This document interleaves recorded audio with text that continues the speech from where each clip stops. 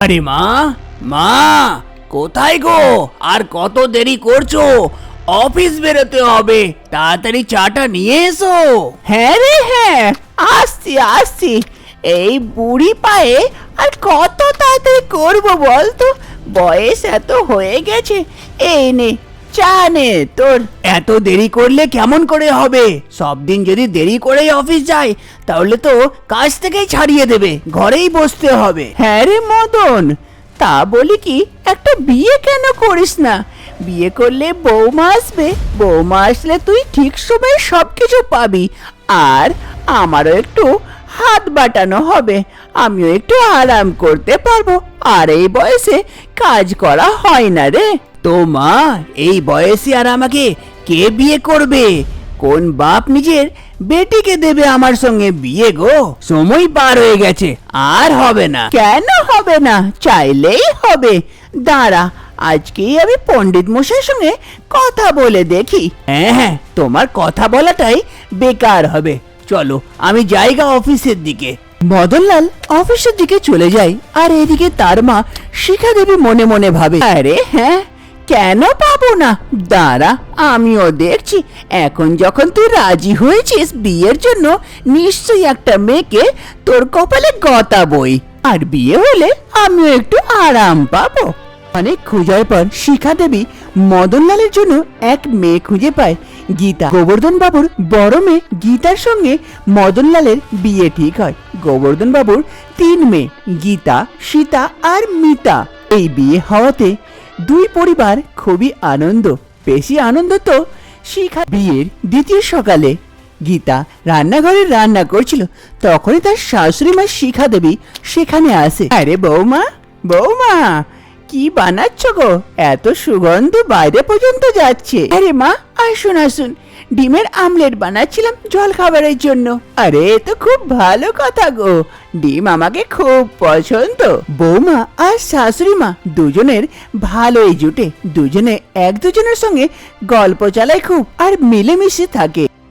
আস্তে আস্তে 2 বছর পার হয়ে যায়। একদিন সকালে শাশুড়ি মা হলে বসেছিল, তখনই তার বৌমা গীতা চা নিয়ে সেখানে পৌঁছায়। মা, এই নিন চা। হ্যাঁ গো বৌমা, তোমার বিয়ে হওয়া তো 2 বছর হয়ে গেল, কিন্তু এখন পর্যন্ত কোনো খুশির খবর পেলাম না।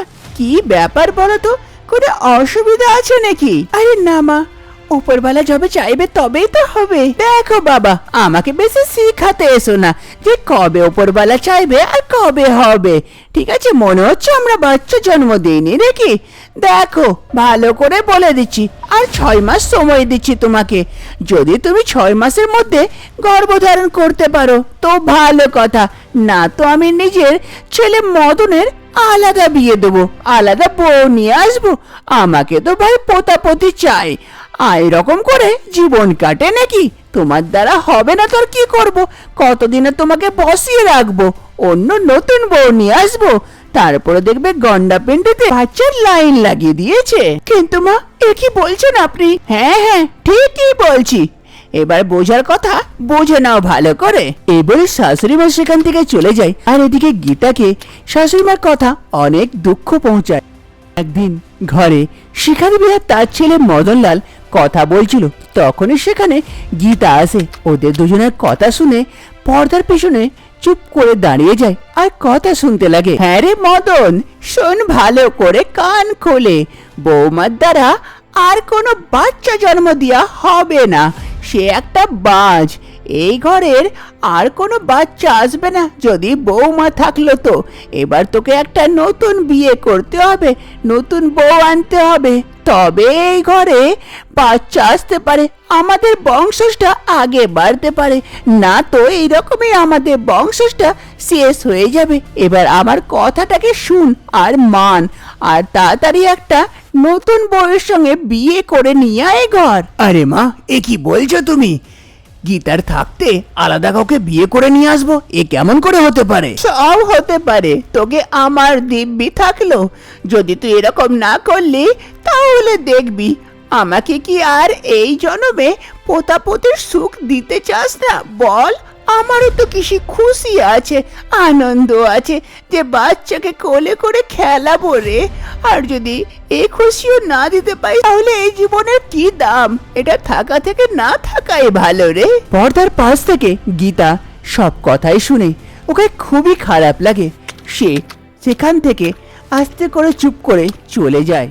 রাতবেলার সময় হচ্ছিল, গীতার স্বামী মদনলাল ঘুমিয়ে গিয়েছিল, কিন্তু গীতার আর ঘুম আসে না। শাশুড়ি মার কথাগুলো মাথায় ঘুরতে থাকে। গোটা রাত ভাবে দিয়ে এক নির্ণয় নেয়।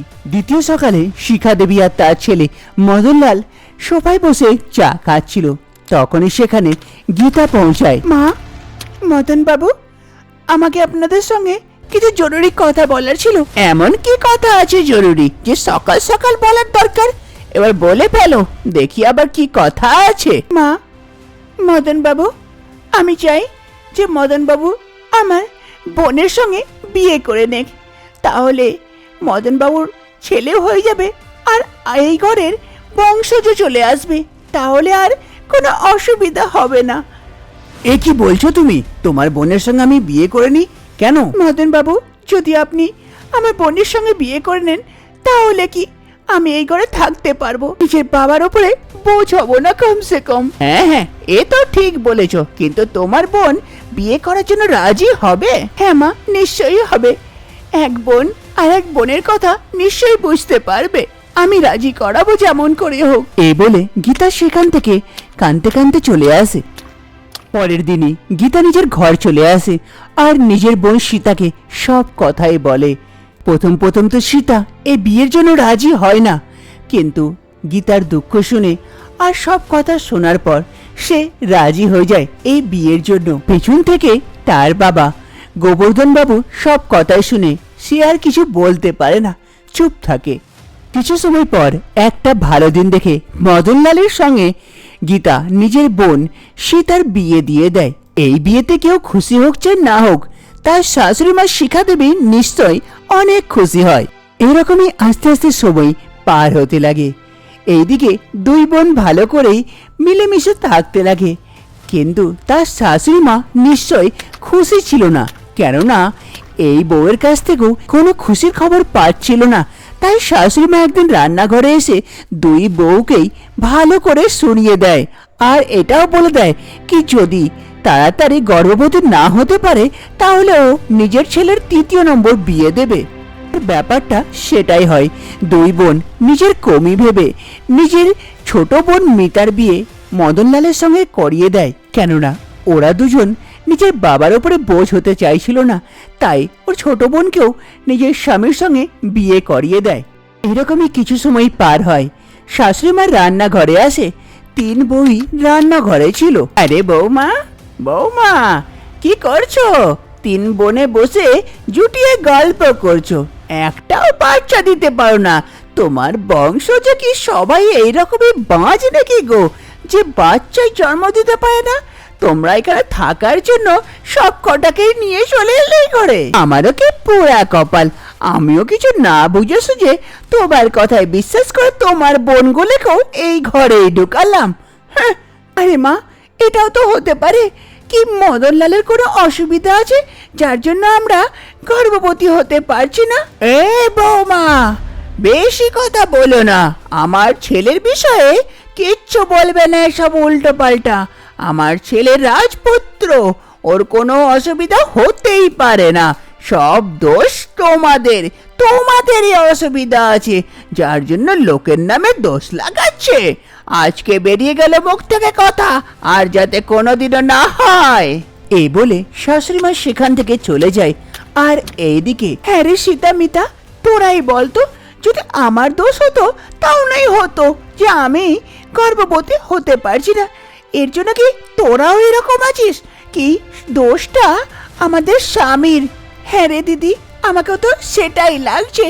আমরা যদি ওর চেক আপ করানো যায় তাহলে বুঝতে পারবো। এক কাজ করলে তো হয়, চ আমরা তিনজনে ডাক্তার মশাইয়ের কাছে যাই, সেখানে গিয়ে বলি, দেখি সে কি বলে। হ্যাঁ হ্যাঁ, ঠিকই বলেছিস, আজকেই আমরা যাব, তারপর দেখছি দোষটা কার। তার পরের দিনই সীতা, গীতা আর মিতা তিনজনে পাশের এক ডাক্তারখানায় চলে আসে। সেখানে ডাক্তারমশাই সবারই চেক আপ করে, এক এক করে নিয়ে গিয়ে তার কিছুক্ষণের মধ্যে তিনজনের চেক আপ হওয়ার পর ডাক্তারমশাই বলে, না না, তোমাদের কোনো অসুবিধা নেই, তোমরা তো গর্ভবতী হতে পারো, এরকম তো কোনো অসুবিধা দেখতে পেলাম না। তাহলে ডাক্তার ম্যাডাম, আমরা গর্ভবতী হতে কেন পারছি না? আমাকে মনে হচ্ছে তোমাদের স্বামীর আর কোনো অসুবিধা আছে, ওকে একবার নিয়ে এসি ওইখানে চেক আপের জন্য, তাহলে আমি বলতে পারবো। কিন্তু ম্যাডাম, ওনাকে তো আনা যাবে না, অসুবিধা আছে। আলাদা কোনো যদি উপায় হতো তো খুব ভালো হতো। দাঁড়াও 1 মিনিট, দেখছি। তারপর ডাক্তার ম্যাডাম ভেতরে যায় ক্লিনিকের, আর সেখান থেকে এক ওষুধের ডিব্বা নিয়ে আসে। এই নাও, এই ওষুধটা নিজের স্বামীকে রাত্রে ঘুমাবার আগে খাইয়ে দিও, রেগুলার খাওয়াও। দেখো, নিশ্চয়ই তোমরা ভালো রেজাল্ট পাবে, খুব তাড়াতাড়ি গর্ভবতী হতে পারবে। যদি তোমাদের স্বামীর কোনো অসুবিধা তাহলে ঠিক হয়ে যাবে। এই শুনে গীতা, সীতা এবং মিতা তিনজনে খুবই খুশি হয়ে যায় আর ওষুধটা নিয়ে বাড়ির দিকে ফেরে। রাতেবেলার সময় হচ্ছিল। গীতার স্বামী ঘুমোতে আসার আগে গীতা দুধে সেই ওষুধটাকে মিশিয়ে দেয়। তারপরে যখন মদনলাল ঘুমাবার জন্য আসে, তখন এই নাও, এই দুধটা খেয়ে নাও। আবার দুধ কেন? কোনোদিন তো খাই না। আরে দুধ খেলে ঘুমটা ভালো আসবে, গরম গরম আছে, খেয়ে নাও, একটু খেয়ে ঘুমিয়ে পড়ো। ঠিক আছে, দাও তাহলে। তারপর মদনলাল সেই ওষুধ মিশানো দুধটা খেয়ে নেয়, খেয়ে ঘুমিয়ে পড়ে। যাজ্ঞা, ওষুধটা তো খেয়েছে, এবার দেখি কবে এর রেজাল্ট পাওয়া যায়। সময় পালাবার সঙ্গে সঙ্গে মদনলালের 3 বউ গীতা, সীতা এবং মিতা তিনজনে একসঙ্গে গর্ভবতী হয়ে যায়। তা দেখে শাশুড়ি মা খুব খুশি হয়। আর সময় পালাবার সঙ্গে সঙ্গে 3 বই এক এক মিষ্টি বাচ্চাকে জন্ম দেয়। এ দেখাতে শাশুড়ি মা অনেক খুশি হয়। গীতা, সীতা এবং মিতা জানতো যে ওদের কোনো অসুবিধা ছিল না, অসুবিধা তো তার স্বামীর ছিল, কিন্তু এ কথা কোনোদিনও আর বলে না, নিজের মধ্যে গোপন রাখে। আর আগের জীবনটা সবাই মিলেজুলে খুশিতে থাকে।